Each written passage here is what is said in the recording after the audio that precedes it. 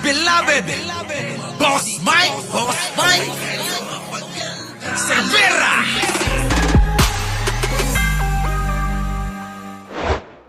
Sa isang grupo ang isa pang prayer rally sa EDSA Shrine sa 31 naman ng Enero. Ayon kay dating Supreme Court Justice Antonio Carpio, Nako, eto na po yung sinasagawa ha. Ako, sana huwag kayong magtatampo.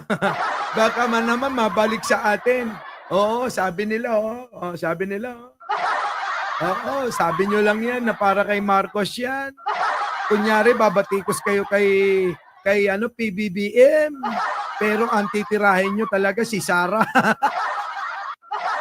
Eto na, mga kababayan, pakinggan nyo ulit ha. Eto, may isasagawa po sa katapusan ng Enero ang iba't ibang sektor ng lipunan. Kasama dyan yung mga religious group at ang isang kilalang dating justice. Walang iba kundi si Carpio, mga kababayan. Ha? Eto na. Wala po ha. Ito daw po ay igagawin para panawagan sa kung ano-ano mang kanilang pinaglalaban. Kaya mas maigi, pakinggan nating maigi bago tayo magbigay ng ating mga opinyong pananaw. Pasok. ikinakasal ng isang grupo ang isa pang prayer rally sa EDSA Shrine sa 31 naman ng Enero. Ako. Ayon kay dating Supreme Court Justice Ayan mga kababayan, alam nyo ha, ulitin ko. Sabi ko sa inyo, tutol ako sa pakitaan ng puwersa. Tutol po ako sa pakitaan ng lakas dahil hindi naman po makakatulong yan. Ano po? Kaya lang, sabi nyo nga, kanilang karapatan yan. So karapatan din nila to mga kababayan. No? Karapatan po nila na unawain din natin. Tulad ng panguunawa natin sa ginawa ng mga kapatiran ng INC. Ano? Tuloy, bakit? Magrarally. Antonio Carpio, ang prayer rally ay sa pangunguna ng mga pari at lalahukan ng iba't ibang civil society groups. Ako, marami yan. Hindi rin ho basta-basta yan, ha? Mga kababayan, marami yan. Layunin nitong kondinahin ang 2025 national budget at zero funds sa Ayan ha, ang tatalakayin dito, maliwanag ha. Oo, siya nga po. Oo nga po. Opo. Ito po, mga kababayan. Yung national budget, tatalakayin nila. Ano pa? PhilHealth at computer Yung PhilHealth na ating tinutuligsa, tatalakayin din nila. computerization program ng Department of Education. Pati yan. Kakulangan daw ng pondo ng Department of Education. Nako! Oo, parang may naaamoy na ako. Sige tuloy. Hindi ng grupo ang paglalaan ng pork barrel sa pambansang pondo gayong inalis ang pondo ng PhilHealth. Yan. Oo, PhilHealth na naman. Samantalang sinabi na ni Pangulo na hindi maapektuhan ang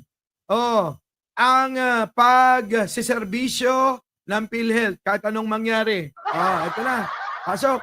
Din sa pagkilos ang grupong sumusuporta sa Yan na. Pakinggan nyo to ha. Lalahok din sa pagkilos ang grupong sumusuporta sa impeachment complaint. Nako, kasama yata kami dyan. Lalahok daw eh. Ay, sino lalahok, boss? Kilos ang grupong sumusuporta sa impeachment complaint laban kay Vice President Sara Duterte Carpio. Nako! Paano yan, mga kababayan? So, sasama daw yung mga sumusuporta sa mga gusto na ma-impeach si butihing Sara Duterte. Ayan mga DDS, maging masaya na kayo ha. Pinagbibigyan ko na kayo. Kasama daw yung butihing Vice President. Yung mga sumusuporta kay Vice President daw kasama paano yun? Sige, tuloy. Lalahok din sa pagkilos ang grupong sumusuporta sa impeachment complaint laban kay Vice President Sara Duterte Carpio. Paano na to mga kababayan? Baka sabihin ng iba, palabas nyo lang yan. Na kunyari anti-Marcos kayo. Pero talagang ang pakay nyo, si Sara Duterte. yung butuhing.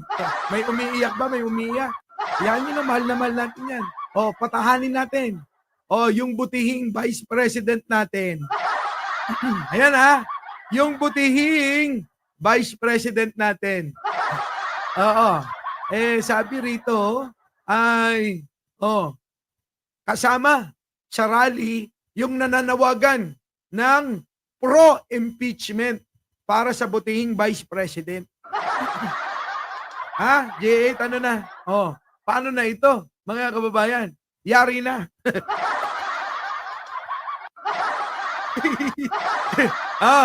Mga kababayan, ayan, maliwanag ha.